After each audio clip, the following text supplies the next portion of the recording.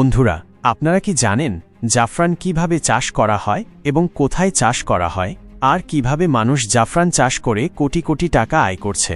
কিন্তু কখনো কি ভেবে দেখেছেন জাফরান এত দামি কেন, আর গর্ভবতী মহিলা জাফরান খেলে তার সন্তান কেন ফর্সা হয়? আজ আমরা জাফরান নিয়ে কথা বলবো।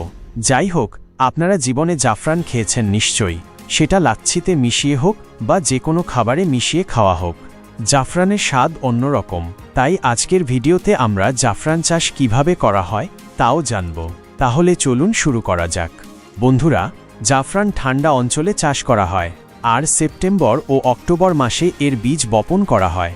যে জমিতে চাষ করা হবে প্রথমে তা ভালোভাবে তৈরি করা হয়, আর সেখান থেকে আগাছা আলাদা করে সার ছিটানো হয়।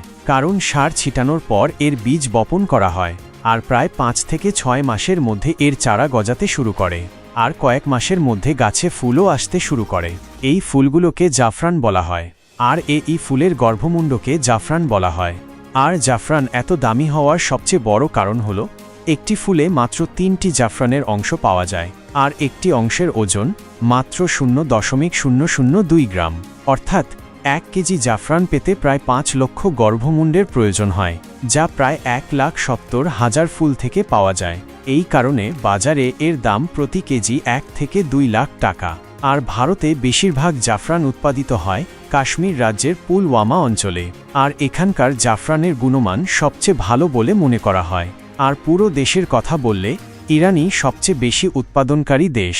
তাই ফুল থেকে জাফরানের অংশগুলো বের করার পর ভালো করে শুকানো হয়, আর শুকানোর পর তা পরীক্ষার জন্য ল্যাবে পাঠানো হয়, যেখানে পরীক্ষা করা হয়। আর যে কৃষকের জাফরানে উপাদানের পরিমাণ সবচেয়ে বেশি থাকে তা সবচেয়ে বেশি দামে বিক্রি হয়। আর দেখা যাক এটি কোথায় ব্যবহৃত হয়। সাধারণত গর্ভবতী মহিলারা জাফরান সেবন করেন যাতে অনাগত শিশু ফর্সা হয়।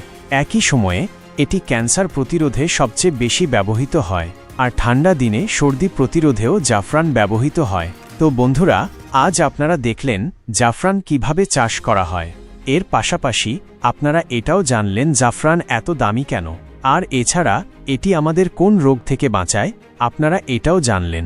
তো বন্ধুরা, এই ভিডিওটি আপনাদের কেমন লাগলো কমেন্ট করে জানান।